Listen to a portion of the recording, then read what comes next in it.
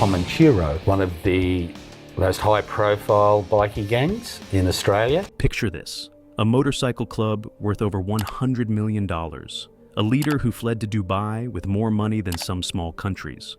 Brothers shot 10 times in broad daylight, but still alive to tell the tale. This isn't Hollywood. This is Sydney, Australia, where the Comancheros have built an empire that makes other criminal organizations look like amateurs. Today, we're diving deep into the blood-soaked world of Australia's richest and most dangerous biker family. And trust me, by the end of this video, you'll understand why even the police call them the most feared criminal outfit in the country. Let's start with something that will blow your mind.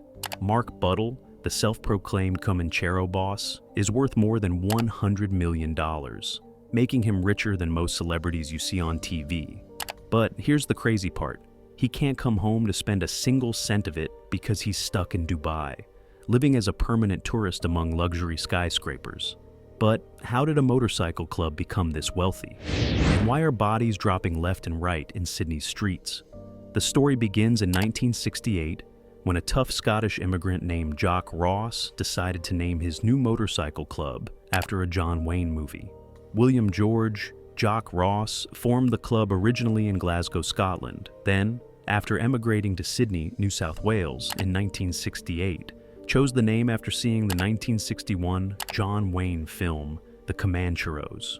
Ross wasn't playing games. He hung a sign on the wall of the Comancheros' clubhouse that read, "If it's white, sniff it. If it's female or it moves, fuck it. If it narcs, kill it." This gives you a pretty clear picture of what kind of organization we're dealing with here. From the very beginning, the Comancheros were different. Ross, who gave himself the grandiose title of Supreme Commander, ran his club in extremely authoritarian and militaristic manner. We're talking about weekly military drills and an elite force called the Strike Force.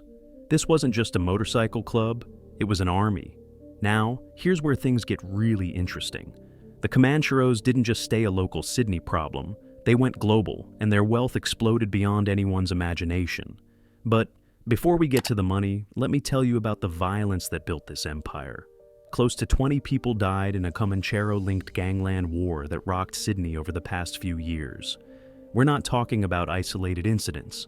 This is systematic warfare. The most shocking example happened in May 2022.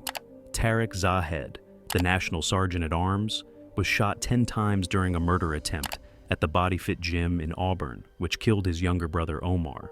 But here's the insane part. Zahed survived. Zahed's body was described as being shredded, as he took 10 bullets to his face, head, arms, legs, stomach, and pelvis. This guy was so tough that even after taking 10 bullets, including one through the eye, he lived to tell the tale. That's the level of violence we're dealing with in this world. But who is Tariq Zahed exactly? He's known for wearing expensive clothing, which has led the Australian media to dub him the Balenciaga Bikie and the Gucci Gangster. This gives you an idea of just how much money these people have. They're buying designer clothes worth thousands of dollars like it's nothing. Now, let's talk about the current power structure, because this is where it gets really messy. Alan Meehan became the national president of the Comanchero after the arrest of Mick Murray in April 2022. But Meehan's rise to power wasn't smooth sailing. After the arrest of Murray in April 2022, a leadership struggle began within the Comanchero, with the new national president being Meehan, who beat out Tariq Zahed for the top post. So right there, you have internal conflict over who gets to control this $100 million empire. And here's something that shows you just how dangerous this world is. In 2023, Meehan relocated to Queensland, which his lawyer stated was for his own safety. Think about that for a second. The leader of Australia's most powerful criminal organization had to run away and hide because even he wasn't safe. But the real money in this organization comes from their international operations. Duax Ngakuru, operating from Turkey, has an estimated wealth of more than $100 million. And is accused of being behind some of the world's biggest drug deals. We're talking about operations that span multiple continents. By 2018, the Comancheros had expanded to New Zealand, driven by the Australian government's policy of deporting convicted non-citizen felons. These deportees didn't just disappear. They built new chapters and expanded the empire. The scale of their operations is mind-blowing. Mark Buttle was arrested on charges of importing 160 kilograms of cocaine worth 40 million Australian dollars into Melbourne in May 2021. That's just one shipment. Imagine how many successful operations they've completed that authorities never discovered. In mid-September 2024, the New Zealand police charged 41 members and affiliates of the Comancheros with a total of 137 charges and seized 9.2 million New Zealand dollars worth in assets. Again, that's just what they caught. Imagine what they didn't find. But here's what makes the Comancheros truly terrifying. They're not just criminals, they're organized like a military force. Police allege that the Comancheros chapter was operating as an organized crime group involved in money laundering, drug importation and distribution, and a commission scheme to fund military-style training for some of its members. The New Zealand Herald reported that a former U.S. Marine had trained Comanchero members in combat drills and military tactics as part of a ghost team. We're talking about professional military training for criminal operations. This isn't just a motorcycle club anymore. Now, let's talk about the current state of Sydney's underworld, because the Comancheros are at the center of a war that's turning the city's streets into a battlefield. Sydney has been shocked by a series of assassinations and drive-by shootings amid a turf war between two organized crime gangs, the Alameddine family and the Hamzy clan, with the war intensifying after the Alameddines joined forces with the Comancheros to wrest control of Sydney's lucrative drug trade. This isn't random violence. This is strategic warfare for control of million-dollar drug territories. The violence got so bad that New South Wales Police established Task Force Erebus to investigate links between recent fatal shootings and organized crime activities. But here's what really shows you the power of this organization. Even when their top leaders are arrested, the machine keeps running. In 2023, Alex Vare was reported to have replaced Buttle as the new Supreme Commander of the Comancheros. The organization is so well structured that losing a leader worth $100 million barely slows them down. The international reach of this organization is staggering. In October 2023, Turkish Minister of Internal Affairs Ali Yerlikaya publicly announced on Twitter that Turkish police has detained 37 full-patch members of the gang in Istanbul. When a government minister is personally announcing arrests on social media, you know you're dealing with a major international criminal enterprise. In November 2024, a national joint operation targeting the Comancheros led to the arrest of 33 people and the disruption of organized crime operations across Australia, with police seizing illicit tobacco and vapes with an estimated value of more than $1.5 million. But even these massive operations barely dent their empire. What makes the Comancheros so successful is their business model. They're not just selling drugs, they're running a full-service criminal enterprise.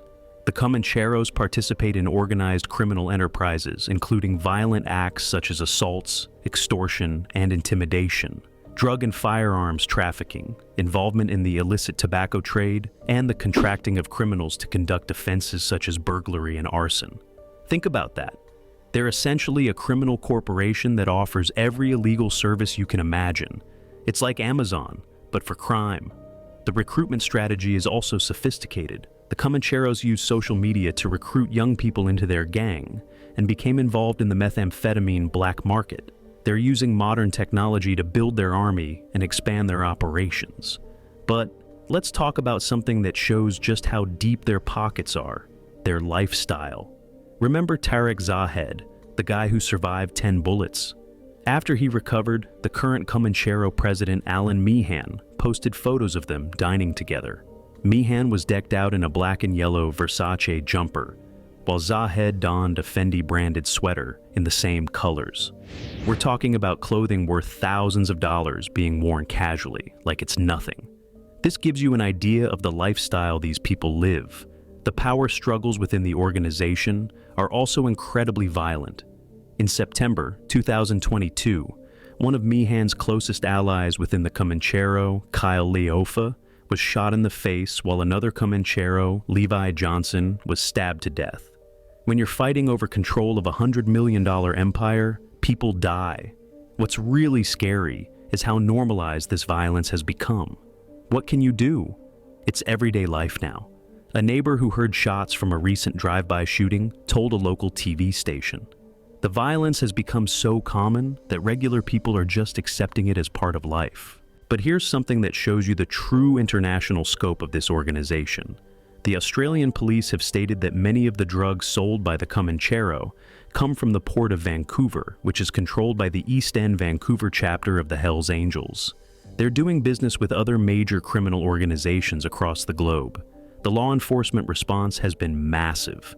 National Task Force Morpheus is a joint initiative of Australia and New Zealand, law enforcement, and Australian Commonwealth agencies targeting the crime associated with outlaw motorcycle gangs. When you need an international task force just to deal with one organization, you know you're dealing with something big. Detective Superintendent Kelly said, OMCG academic research highlights the social and economic impact of outlaw motorcycle gangs on our communities here in Australia and New Zealand as being significant. OMCGs are motivated by profit and greed, but despite all these law enforcement efforts, the Comancheros continue to operate and make money. The Comanchero gang is Australia's most feared organized crime outfit, and their wealth continues to grow. The story of Mark Buttle perfectly illustrates both the wealth and the paranoia in this world. The heavily tattooed hardman fled Australia in 2016 as a person of interest in the fatal shooting of Chubb security guard Gary Alabon, and police have offered a $1 million reward for information about the 2010 murder. So here you have a man worth over $100 million living in luxury in Dubai, but he can never come home because there's a $1 million bounty on information leading to his arrest. That's the price of this lifestyle. All the money in the world, but no freedom to enjoy it safely. The current state of the organization shows just how resilient they are. Even with their top leaders in jail or exile, new leadership emerges. Even with massive police operations, they continue operating. Even with international cooperation against them, they expand to new countries. This isn't just a story about criminals. It's a story about how a motorcycle club evolved into one of the most powerful criminal enterprises in the Southern Hemisphere. With wealth that rivals legitimate corporations and military-style organization that makes them nearly impossible to stop. The Comancheros represent the dark side of entrepreneurship. They've built a business empire worth hundreds of millions of dollars, but they've done it through violence, drugs, and terror. They've proven that with enough organization, ruthlessness, and strategic thinking, even a motorcycle club can become a global criminal superpower. And the scariest part? Despite everything law enforcement has thrown at them, they're still out there, still making money, still expanding, and still dropping bodies in Sydney's streets. The richest biker family in Sydney isn't just rich, they're unstoppable.